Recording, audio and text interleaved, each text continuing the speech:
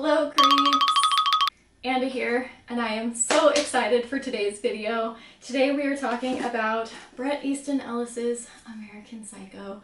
So we're going to do a little book versus movie comparison, although there isn't too much to say. But then I also want to heavily focus on the novel because there is a lot to say there and go into kind of a deep analysis of that. Oh, there's just too much to say. I don't even know where to start. Okay, so first of all, American Psycho is about a man named Patrick Bateman. He works on Wall Street and he is unhappy in his career, or so his fiance/girlfriend says, but he will not quit for the sole purpose of trying to fit in. He has these perhaps delusions, perhaps reality events that take place throughout the novel and the film, and the reader is kind of left up to interpreting if they really happened or not. We're also going to get into answering that question as well. Before I begin, I just want to say, because I know that this is a not controversial book, but everybody has their own opinions on, you know, if Patrick Bateman did what he did or he didn't, and they think that their way is right, and there's nothing wrong with that. I think everybody's interpretation is the right interpretation.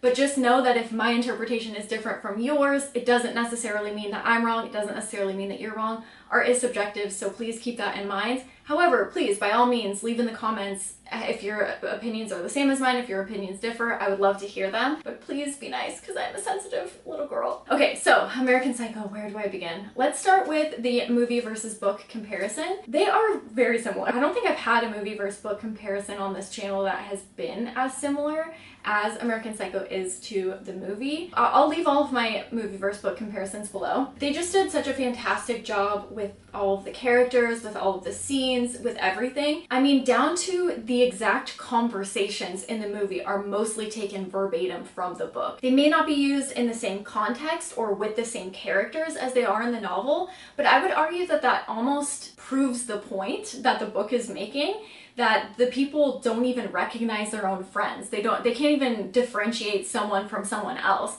So it kind of proves that point further, whether that's intentional or not. But I think that's just something funny that you can take away from the film, because at the end of the day, it really doesn't matter who they're talking to. They probably don't even know who the real person's name is anyways. I don't want to get too much into a synopsis because I'm pretty sure everybody knows what this movie is about. But I will say that when I watched it growing up, I did think, oh, American Psycho, that's a bloody movie. That's a horror movie. That movie is crazy. And when I watched it this time, I was like, it's very mild compared to the book. Extremely mild. So the book is 1,000 times more brutal than the movie is, and we'll get to that all in a second. If you don't really see a whole lot of the action that takes place, which again, maybe done purposefully because it kind of furthers that idea of did he do it, did he not?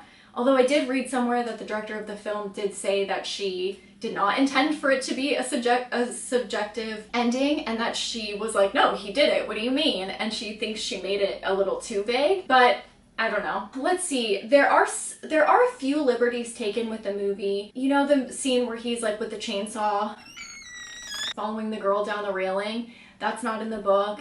Or when that woman is running through Paul Owen in the book, Paul Owen in the movie, I think. When she's running through his apartment and she's opening up and there's like pieces of bodies everywhere. That's not in the book either. So there are some liberties that are taken, definitely. But all in all, I mean, it's kind of exactly like the book. It's just done in different ways.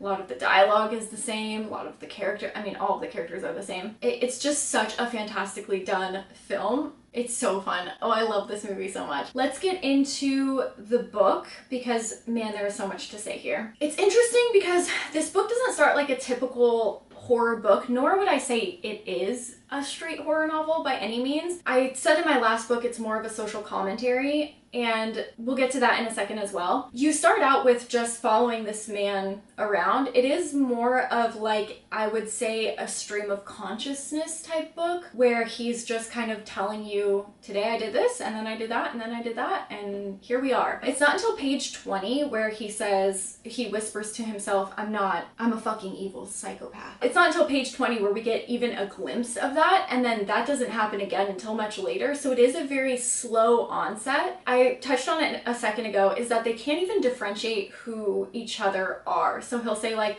oh, is that Bert so-and-so over there? And someone's like, no, that's Steve so-and-so. And then someone else is like, no guys, that's, I can't think of a third male name, Chris so-and-so. And so it's just so interesting that they can't even differentiate who is in their circle. So what makes the book almost scarier is that when Patrick Bateman is talking about mundane materialistic possessions, his clothes, his shirt, he has the same tone as when he's talking about infidelity with his girlfriend or doing bodily damage to another individual, right? So he's like, we had dinner here, I wore this suit, I got an escort, and then I harmed her and she is no longer living. And all of it is talked about in the same paragraph. There's no differentiation, there's no emotional change. It's really bizarre and scary that that is his idea, that everything is the same. There's no emotion. In fact, in the movie and the book, I think it is stated that the only emotions he feels are greed and disgust. So it's just really disturbing that he thinks about harming someone in the same way he thinks about a Versace suit. The only real details we have are about material possessions, which I think, again, is very telling of his character. Here's a comment by Price in the book. It says, when I tell them what my annual income is, believe me, my behavior couldn't care less. I think this is a very important theme. That kind of sums up the whole book. It really does imply that if you have enough money, you can get away with anything. So let's get into if I think he did it and if I think he didn't, and then we're gonna kind of circle back around and talk about some other stuff. So there's bottom of page 59 where he talks about the bartender's pissing him off and he says he wants to harm her and play around in her blood. The thing is, he makes comments like this to people constantly and nobody ever hears what he's saying. They never act like he's saying anything out of the ordinary, and in fact they give their viewpoint on what he did say. So for example, there's a point where he's sitting with a girl, so she says, what do you do? And he says, I'm into, oh, murders and executions mostly. It depends, I shrug, right? So like no emotion at all. And she says, do you like it? She asks, unfazed. It depends, why? I take a bite of my sorbet. Well, most guys I know who work in mergers and acquisitions don't really like it, she says.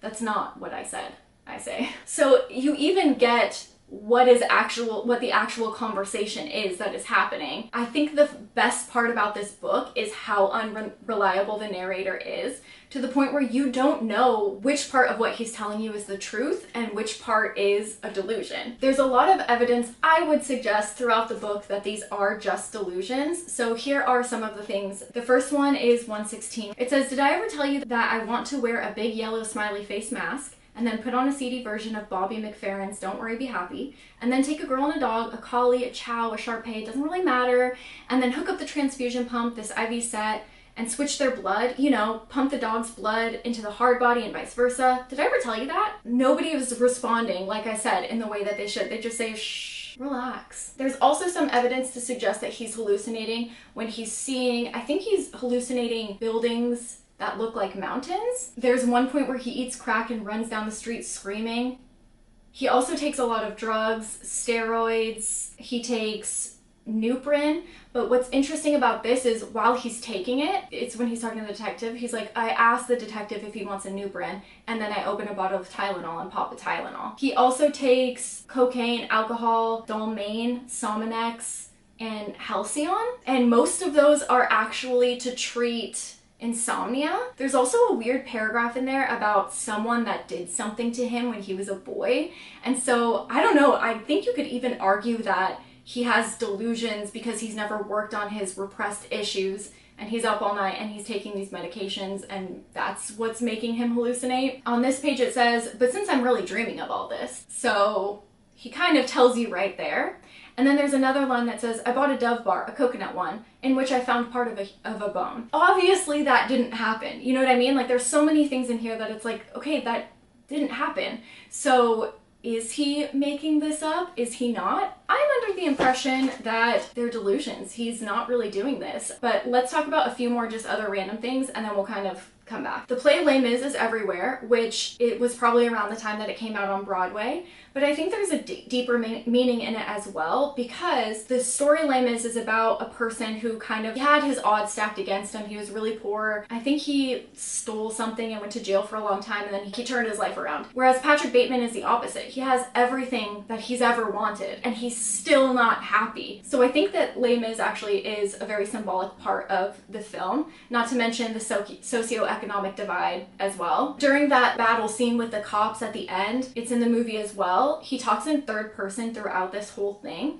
And I think that this is very telling, where he switches from first person to third person in this, and I think that this is to tell the reader, like, hey, he's seeing this as it's someone else, because it's not really happening. Okay, so I think that this book is not particularly a straight horror book. There are absolutely very harsh things in there, but they're very minimal, and what's interesting is that while you're reading the book, once you get to the end and the horror's kind of ramped up and you really are reading these horrible things that he's doing to people, it becomes almost mundane, and you're reading it just as you would read him describing a coat. And so in that sense, I think it's really interesting that the writer can kind of put you in the seat of Patrick Bateman by writing these things so graphically for so long that you become desensitized to them as well. What a fantastic, I'm telling you, this writer is fantastic. This book is amazing. If you go into it like, oh, this is gonna be a horror book, you might be disappointed, but if you go into it as like, this is a social commentary, I'm gonna pay very close attention to everything that happens here, and there's a lot to be said, and you really analyze it, I think it is an amazing book. So then you might be thinking, well, what is it commenting on? Consumerism?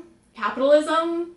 Materialism, Americans' obsession with violence and guns, our individualistic society, socioeconomic divide. There's a lot going on here. So I think it's really up to the interpretation of the reader to see what it's commenting on. I also did want to say the relationship that he does have with his friends is very mundane. Again, they're only talking about materialism. They're only talking about suits and where to eat. There's no deep conversation or connection with any of them. I also love the Femi, a stray cat scene. That's one of my favorites. Okay, so before I said that I think that he is in fact indulging in delusions, and I don't necessarily think that he's actually done any of these things, let me kind of take you on another hypothesis that, I don't know, I was just talking after I finished the movie, and some things that I want to point out. And again, I'm not saying that my theories are correct. I'm not saying that this is the only way to interpret it. I really don't know how Bret Easton Ellis intended this to go, although I think that he probably wanted everybody to come up with their own interpretation. So here's an interesting thing. In the beginning, Evelyn is telling him, why do you even work? You're miserable, you hate your job. He's loaded, his parents are loaded, he doesn't have to work. And he's like, because I want to fit in. That is his main purpose in life, is to fit in with people that he can't even differentiate from one another. What a sad life. Now, what if his delusions are him trying to fit in? Because he sees that everyone around him is a piece of shit. He sees that they would do anything to get over anyone else. He sees how materialistic they are and how none of them are really his friends. Maybe him harming other people and having these delusions is him being like, this is how I fit in. By just being a disgusting human being, you know, a sexist pig, taking the power away from everybody I can, proving that I'm, you know, more powerful than a homeless person on the street. And maybe the beginning scene is the actual Patrick Bateman. So if you notice throughout the movie and the book, anybody who's talking to Patrick Bateman but is getting him confused with someone else, but is referencing Patrick Bateman, calls him a nerd, a loser, a geek. And in that opening scene, in the movie, it's at a restaurant. In the book, it's at Evelyn's house for dinner. He goes on this long rant about what we need to be worried about. We need to help the homeless people. We need to help third world countries. We need to be worried about global warming. We need to do this and do that. And the response that he gets is everyone laughs at him. So what if that is the true Patrick Bateman? And what else is interesting to even like further build on this hypothesis is he really doesn't talk, like we said, with emotion through anything. And the only time that he emotes at all is when he's talking about music. After watching the movie, I got thinking, and I'm like, maybe that's the only time he really can be himself, is when he hires these escorts who have to sit and listen to him talk. I don't know. It's just a hypothesis. And then one more thing that I wanted to talk about was the beginning and the end of the novel. It's funny because my husband had asked me, how did the novel end? And when I finished the last line of the novel, I closed the book and I'm like, oh, I'm missing something. And then when he said, how did the novel end? The light bulb went on in my head and everything clicked, and I'm like, oh, this is ingenious. This is a masterpiece. So let me explain the beginning and end. I'm not giving anything away if you haven't read it. I mean, I'm giving away the last line of the book, so maybe skip this part if you care that much, but it's not like this crazy line. So the book starts with him being at a nightclub or a dinner or something with one of his friends, and he reads a sign above the bathroom door that says, "Abandon all hope, ye who enter here." It's just something that he mentions in his stream of consciousness. However, this is a quote from Dante's Inferno, and it is while Dante is being led down the rings of hell. So I think that this is Patrick Bateman's way of being like, you're in for a bumpy ride. There's gonna be a lot of messed up stuff in this book. And then the last line of the book, the very last line that we get, again, skip this if you think that this will ruin it for you. The last line we get is, he looks up to another sign. In letters that match the drape colors are the words, "This is not an exit." If you start the book with "Abandon all hope, ye who enter here," going into hell, and you end the book with "There is no exit," he's stuck. He's stuck in this unhappy life he doesn't feel like he's ever going to find joy from. Or, if you interpret it as he really is harming these people, then he is just who he is and he's stuck in the cycle of harming other people. Okay. Now that I'm thinking, I took this class. What was that class in college? Theory and Criticism. I still have the book. And we had to do, I don't know what we were comparing, but it was some philosopher, and I think it was about capitalism or something, and then we had to take a fictional novel and apply it to like the terms or whatever. I don't even know. But I asked my teacher, can I please do American Psycho? And he's like, yes! And so I got to write a whole report on American Psycho in college. I just had that random thought. That's hilarious. But anyways, do you guys like this book? Have you read it? How did you feel about it? How do you feel about the movie? Please tell me everything. I'm so curious. And if you guys haven't read this, will you guys pick it up? There's more than meets the eye with this. Bret Easton Ellis, I think he's a genius. That's the only conclusion I can come to. Anyways, the film and the book I both loved. They were both fantastic. And that is my review of American Psycho movie versus book. Stick around if you guys like this video, because I'm doing one other American Psycho video in the future. It'll be a while before I do post it, but keep your eyes open for that. And that's it for this video. Thank you so much for watching, and I will see you next time with another horror video. Bye guys. Feed me a stray cat.